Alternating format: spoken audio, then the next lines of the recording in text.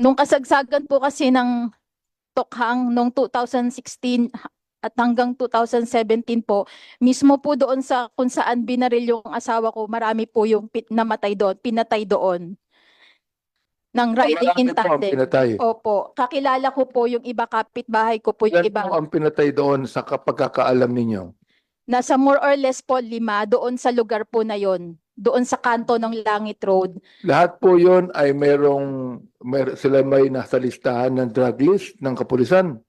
Hindi ko po alam kung kasama sila sa watch list ng kapulisan, pero yung mga namatay po doon ay kapitbahay namin, kaya po kilala ko.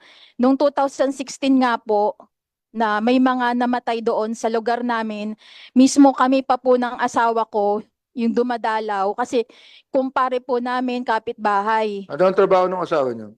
Jeepney driver po, at Okay. minsan po kung wala siyang